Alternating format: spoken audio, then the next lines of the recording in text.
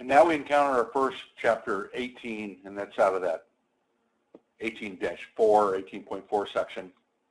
And it's about titrations. And in this case, we have butanoic acid. So I'm just going to call that H-but.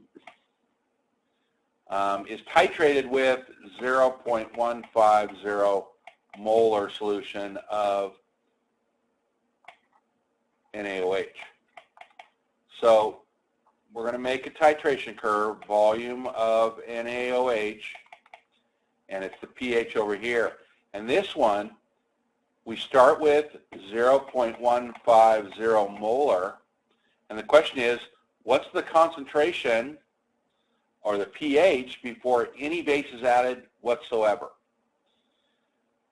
So no titration, we just have a normal equilibrium, H-bu plus H2O in equilibrium with that conjugate base plus, now we've donated the proton, so that's acidic, right? So it's going to be a pH that's acidic, and then we put in our concentration here, 0.150, and then just solve that like a regular equilibrium.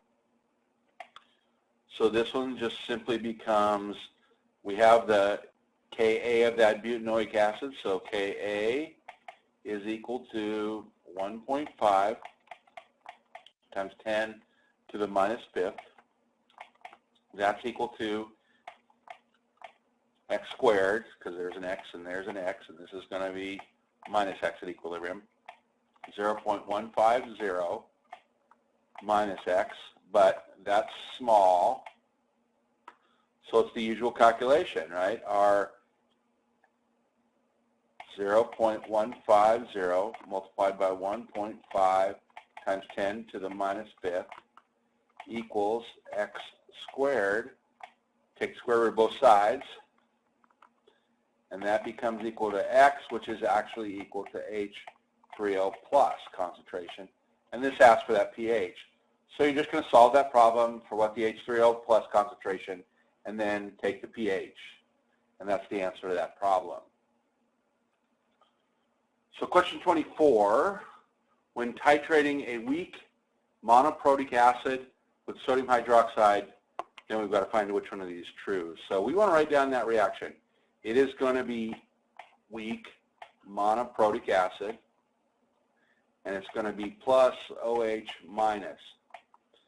Now, at the equivalence point, we add the number of moles of OH minus that matches the number of moles of the HA. So when that occurs, because what's going on here, right? We have HA, we have HA, we have HA, we have HA, and then we've got an OH minus that comes along and grabs that to make water and leave behind A minus.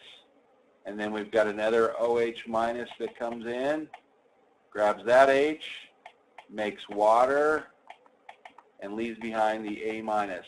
And that's going to continue on there. It's going to make A minus and water, and that OH there is going to make water and A minus.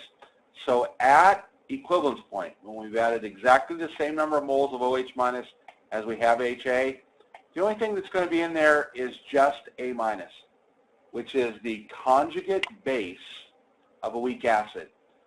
So we're only going to have A minus in the presence of all that water, and that's going to undergo its own hydrolysis, it's called, HA, and leave behind, because it donates the proton, OH minus, right? So because of this reaction, at equivalence point, all there is A minus left behind and water. That reacts with the water to increase the OH minus concentration, which makes the pH at the equivalence point basic when titrating a strong base with a weak acid. And that's one of these choices. First choice, pH will be less than 7. No. pH will be greater than 7 at the equivalence point. If we're a strong acid and a strong base, that case it's going to be H plus OH minus.